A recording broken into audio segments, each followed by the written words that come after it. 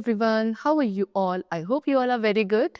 Today, students, we are going to start the 11th chapter of class 7 science, that is about light, a form of energy which help us to see the objects around us, or we can say that the light is a form of energy which makes the objects visible to us. All right, so let's start and learn about it. See. The entire world is full of colorful objects which can be seen only in the presence of light, and we know that light is a form of energy. हमें पूरा world जो है, you can see कि पूरा world colorful objects से full है, and आप उन सभी objects को light की presence में ही देख सकते हैं. Light क्या है? Light एक form of energy है. When a beam of light, जब एक beam of light एक dark room में enter करता है किसी crack या tiny hole के through, वो उस रूम में प्रेजेंट ऑब्जेक्ट्स को, थिंग्स को क्या करता है? इल्यूमिनेट कर देता है. यानी कि उस बीम ऑफ लाइट के पाथ में जितने भी ऑब्जेक्ट्स आएंगे, they all will get illuminated because of the light. The beam of light, यहाँ पे जो बीम ऑफ लाइट है वो कैसा अपीयर होता है कि it is travelling in a straight line. And the same is true about the beam of light from a torch, light house and the headlights of vehicles. So this property of light, light की यही property कि it travels in a straight line, इसे कहा जाता है rectilinear propagation of light. Alright, so they have given you an activity over here, and the aim of this activity is to see if light travels in a straight line. So we require a candle, a hollow tube of hard paper and matchbox for this activity. What we have to do, we have to take a hollow tube. एक hard paper की hollow tube आप लेंगे and एक candle को light करेंगे in a dark room. ठीक है? Now you have to look. अब आपको क्या करना है? Lighted candle की tip को देखने की कोशिश करनी है उस hollow tube के through. Can you see the candle? क्या आपको candle दिख रही है? Yes. देन अब आप उस हॉलो ट्यूब को थोड़ा सा बेंड करेंगे from the centre, and then again आपको कैंडल की टिप को देखने की कोशिश करनी है, and this time you have to try to see the tip of the candle through the bent hollow pipe. ठीक है? So are you still able? क्या आप अब भी उस कैंडल टिप को देख पा रहे हैं? नो. व्हाई? सो ऑब्जर्वेशन क्या है कि आप लाइट को तभी देख पा रहे थे जब हॉलो ट्यूब आपकी स्ट्रेट थी. ठीक है? जैसे आपने उसको बेंड कर दिया, you can not see the light because light travels in a straight line. Now we have the topic reflection of light. So we have seen कि light एक straight line में travel करती है. However, it is possible कि हम light के path को change कर सके. कैसे? You might have seen the change in the path of the light when it falls on a shiny surface. जब light एक shiny surface के ऊपर fall करती है, तो आप उसके path में आने वाले change को देख सकते हैं, जैसे कि the glass of a watch or outer surface of a metal pencil box. Now this will be further clear from the given activity. ठीक है? The change in the direction of light after falling on a surface. Light की direction में जो change आता है एक surface पे fall करने के बाद, उसे कहते हैं reflection of light. Or in other words, we can say the bouncing back of light. Light का bounce back होना. कब? एक given surface पे strike होने के बाद. That is called reflection of light. Alright? चलो. Now, they have given you again an activity to show कि smooth surfaces causes reflection of light. केवल smooth surface से reflection of light होता है. हम ये show करने वाले हैं कैसे? एक small plain mirror, एक highly polished brass plate, book and sunlight. These are the materials required. What do you have to do? First of all, allow the sunlight to fall on a mirror. आप sunlight को allow करेंगे कि वो mirror पे fall करे, and then mirror को various angles पे turn करना है so that सनलाइट उस मिरर पे स्ट्राइक करने के बाद उसकी लाइट वॉल पे या किसी अदर सरफेस पे फॉल हो. यू विल नोटिस कि as the angle of the mirror, जैसे जैसे हम उस मिरर के एंगल को चेंज कर रहे हैं, the portion of patch of light, ठीक है, उस पैच ऑफ लाइट का पोर्शन जिसपे वॉल है वो भी चेंज हो रहा है. सो दस वी कैन से कि एक प्लेन मिरर लाइट को रिफ्लेक्ट करता है. सेकेंडली, इसी एक्टिविटी को आपको रिपीट करना है हाईली पॉलिश्ड ब्रास प्लेट से, एंड यू विल नोटिस कि same observation as in the case of the mirror. ठीक? So अब आप इसी एक्टिविटी को रिपीट करेंगे once more with a book, and you will notice कि अब यहाँ पे कोई लाइट पैचेस का फॉर्मेशन नहीं हो रहा है on the wall. Why? Because जो बुक का सरफेस है it is rough. ठीक। एंड जो लाइट बुक के सरफेस पे फॉल कर रही है वो रिफ्लेक्ट नहीं होगी with the same intensity due to the difference in the what reflectivity of the surface of the book, which is much lower than the mirror and highly polished brass plate. So what they saying कि जो book पे light fall कर रही थी वो same intensity के साथ reflect नहीं हो रही है बिकॉज बुक के सरफेस की जो रिफ्लेक्टिविटी है वो डिफरेंट है एंड काफी लोअर है as compare to mirror and highly polished brass plate. So what is the conclusion कि केवल स्मूथ सरफेसेस जो है they can cause reflection of light. Alright, चलो now next you have the topic types of reflection. कितने types के reflection है? So depending on the nature of surface. ठीक है, कि जो सरफेस है जहां से जिस सरफेस पे से रिफ्लेक्शन हो रहा है एक्चुअल में उस सरफेस के नेचर के बेसिस पर रिफ्लेक्शन को कैटेगराइज किया जाता है as regular and irregular. And irregular reflection को we also call diffuse reflection. So first of all we have regular reflection, जैसे कि if we allow a parallel beam of light, अगर हम एक parallel beam of light को smooth and well polished surface पे allow करते हैं to fall, for example a plane mirror, so वहाँ से जो light rays है वो इस तरीके से reflect होती हैं कि reflected rays सारी parallel होती हैं to each other. एंड ये पैरेलल रिफ्लेक्टेड रेज को रिसीव किया जाता है बाय द आई, जिससे एक ग्लेयर प्रोड्यूस होता है. And such a kind of reflection is known as regular reflection which is also known as specular reflection. Alright, यानी कि एक पैरेलल बीम ऑफ लाइट आता है इंसिडेंट का, स्मूथ सरफेस पे स्ट्राइक करेगा एंड जितनी भी लाइट रेज रिफ्लेक्ट होती है वो भी सारी पैरेलल होती है to each other. Condition is what कि surface should be smooth. Such a reflection will be known as regular or specular reflection. Now secondly we come to diffused or irregular reflection. See, diffuse reflection कौन से surfaces से होता है? जो कि rough होते हैं, यानी कि जिनमें काफी सारी irregularities होती हैं. And जब एक parallel beam of light किसी rough या uneven surface पे fall करेगा, reflected rays जो हैं different directions में scattered हो जाती हैं. इसे कहा जाता है irregular और diffuse reflection. ठीक है, irregular diffuse reflection ही है जिसकी वजह से we can see the objects without a glare. आप सारे objects को देख पा रहे हैं without glare. That is because of irregular or diffuse reflection. You can see यहाँ पे parallel beam of light आया था, लेकिन एक hard या एक uneven rough surface होने की वजह से, rough surface पर strike होने की वजह से सारी reflected rays जो है different directions में scatter हो गई, which is known as diffused or irregular reflection. Now, what are the important terms? अब reflection से related क्या क्या important terms है? Number one, ray. Ray क्या है? The path which is traced by a beam of light. Secondly, incident ray. Incident ray वो ray of light होती है जो reflecting surface के towards move करती है, such as a mirror. Point of incidence कौन सा point होता है? Surface का वो point जहाँ पे incident ray strike करेगी, that will be known as point of incidence. Reflected ray क्या है?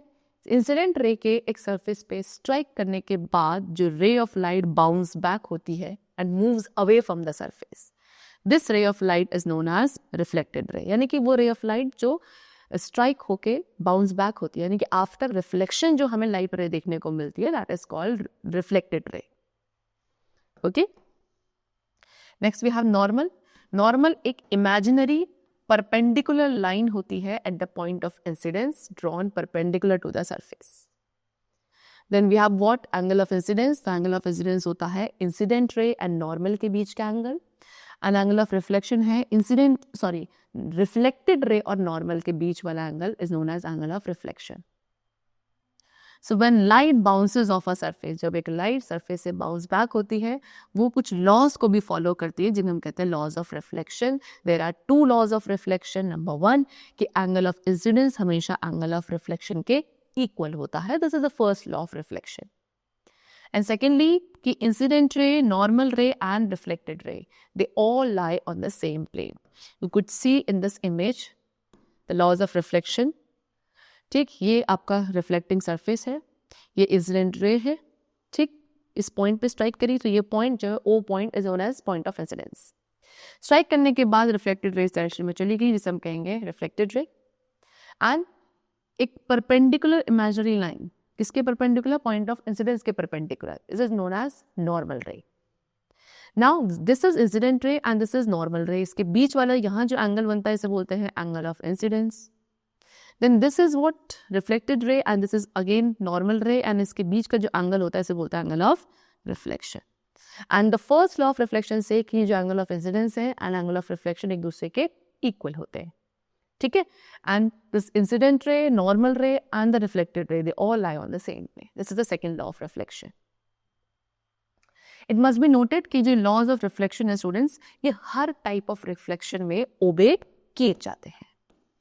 ऑलराइट, चलो. Now next we have the topic real and virtual images. So what is real image? Real image is formed by the actual intersection of light rays or when rays of light are directed in a fixed point. Real image कब form होती है? जब light rays का actual intersection होता है या जब rays of light एक फिक्स पॉइंट के टूवर्ड्स डायरेक्ट होती हैं, then the real image is formed. Real images को आप एक स्क्रीन पर ऑब्टेन कर सकते हैं या वो लोग प्रोजेक्ट कर सकते हैं. एंड हेल्स प्रोजेक्टर्स जो है रियल इमेजेस बनाते हैं. And the best example of a real image is the one which is formed on a cinema screen. Cinema screen पे जो बनती है image, that is the example of a real image. Then we have virtual image. Virtual image exactly real image के opposite होती है. And कब बनती है? जब हमें लाइट रेज अपीयर होती हैं कि वो एक पॉइंट से ओरिजिनेट हो रही हैं, बट वो एक्चुअली मीट नहीं करती, कॉन्वर्ज हो जाती है एंड इसीलिए आप उन्हें एक स्क्रीन पर ऑब्टेन या प्रोजेक्ट नहीं कर सकते हैं. ठीक है. It can be seen by the human eyes and helps जो रेयर व्यू मिरर्स होते हैं वो वर्चुअल इमेजेस बनाते हैं. The best example of a virtual image is your reflection. जो आपको मिरर में अपनी रिफ्लेक्शन दिखती है वो भी एक वर्चुअल इमेज है. Now let's go through a few more characteristics of real and virtual images. ठीक है.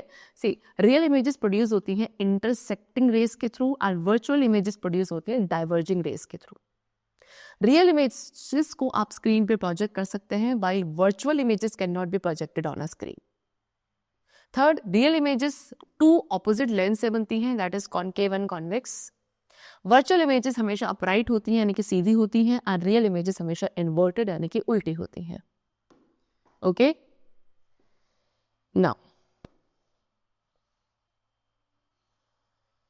let's again discuss an activity over here and the aim is to study the characteristics of an image which is formed on a plane mirror. ठीक है. क्या करना है procedure? एक plane mirror रहना है और उसको लेकर आपको वर्टिकली पोजीशन करना है एंड एक ऑब्जेक्ट को सच एज अ कैंडल और इवन अ फ्लावर वेस, ठीक है, कोई भी ऑब्जेक्ट को आप उसके फ्रंट पे रखेंगे. Now, do you find क्या आपको एक सिमिलर इमेज इस मिरर के पीछे देखने को मिल रही है? ठीक. देन उसके बाद आप ऑब्जेक्ट की पोजीशन को चेंज करेंगे and then you have to observe the image carefully. ठीक है. उसके बाद एक वर्टिकल स्क्रीन आपको रखनी है या एक चार्ट पेपर आप इस मिरर के पीछे रखेंगे and then you will try to get the image of the object on it. Are you able to do so? फिर उसके बाद सेम स्क्रीन को आप मिरर के फ्रंट में रखेंगे and then you will see कि क्या आपको इमेज जो है ऑब्जेक्ट की अब वहाँ पे मिल रही है या नहीं. Are you able to get the image on the screen in this case or not? So what are the observations? First of all, since क्योंकि जो कैंडल की इमेज है वो स्क्रीन पर नहीं बन रही है, इसलिए हम कौन सी इमेज कहेंगे? Virtual image. एंड जो कैंडल की इमेज है मिरर पे बनी हुई वो अपराइट इमेज है. And also you will observe कि जो इमेज का साइज है मिरर पे वो सेम साइज का है that of the object. So what is the conclusion? कि एक प्लेन मिरर जो इमेज बनाता है वो वर्चुअल होती है, इरेक्ट होती है एंड सेम साइज की होती है एज दैट ऑफ ऑब्जेक्ट. ठीक है.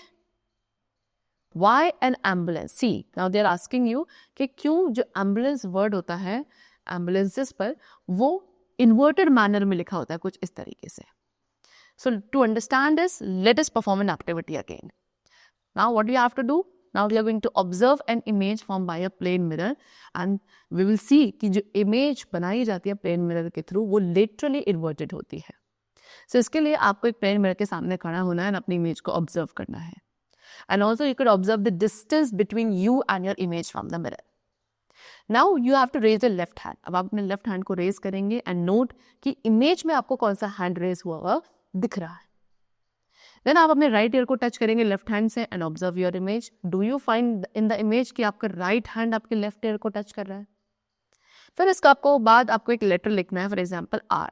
इसे आप एक white cardboard पे लिखेंगे और उसे plane mirror के सामने hold करेंगे. ठीक है. So are you able to read it in the same manner as you wrote it? And उसके बाद आप अपनी साइज को इंटरचेंज करेंगे and then see what happens actually. So what are the image observations? कि जो एक प्लेन मिरर इमेज बनाता है स्टूडेंट्स, वो अपनी साइज को इंटरचेंज कर लेती है. दैट इज व्हाट, कि प्लेन मिरर पे लेफ्ट राइट अपीयर होता है and right appears left. And this interchange, sides का ये जो इंटरचेंज होता है between the object and its image, that is called lateral inversion. Also जो इमेज होती है वो as much far behind the plane mirror होती है जितना ऑब्जेक्ट उसके फ्रंट में है.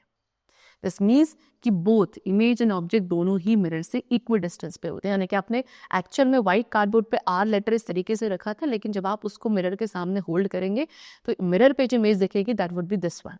This is known as lateral inversion. So what is the conclusion?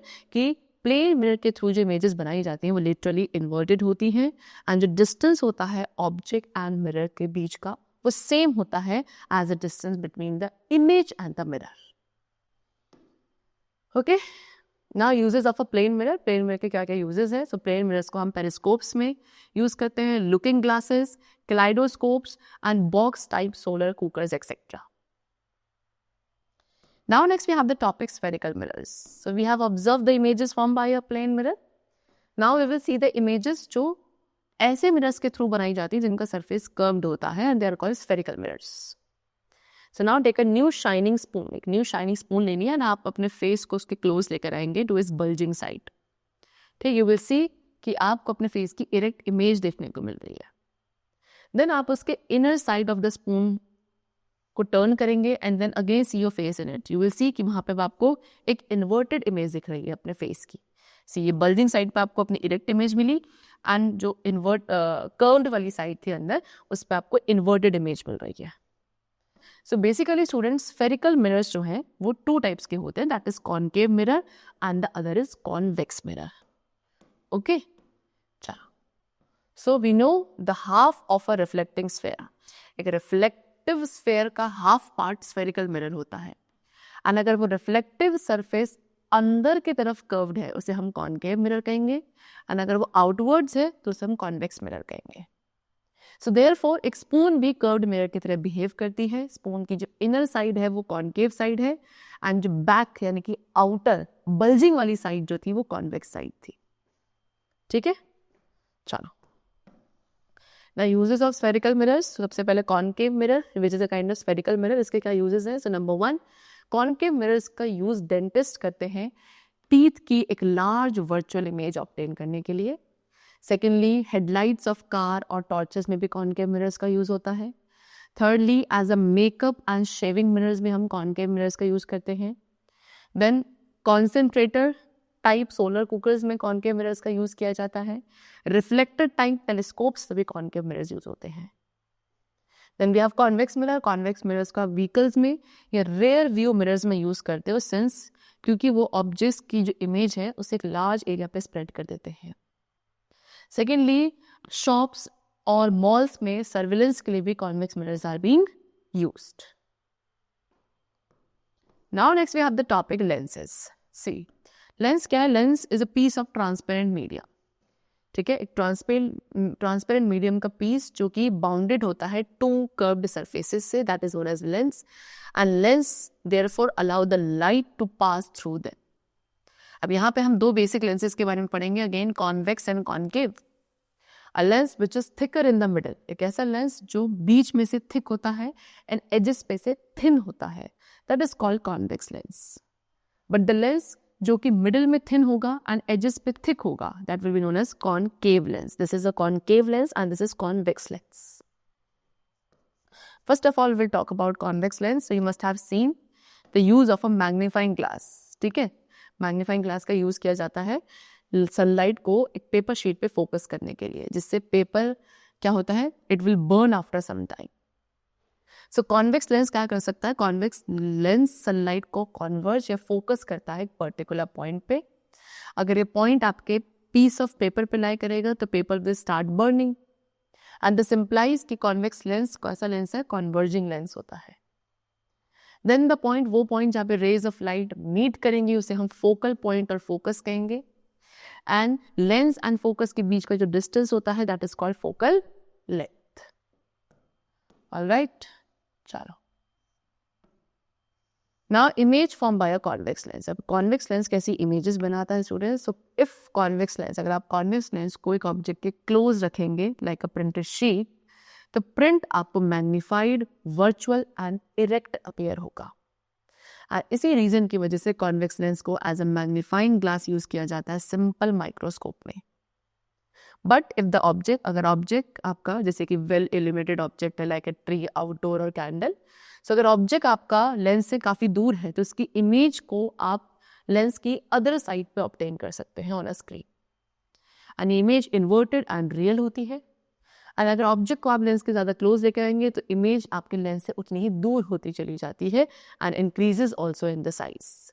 जितना ऑब्जेक्ट को आप लेंस के क्लोज लाएंगे तो इमेज जो है लेंस से उतनी दूर बनेगी एंड ऑल्सो साइज भी उसका इंक्रीज होता जाएगा।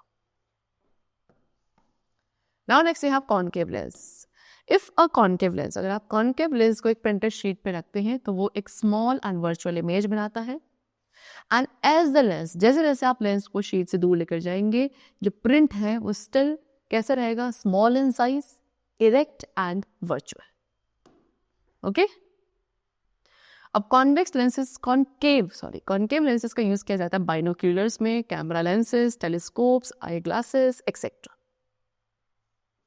See, they have given the difference between convex and concave lens.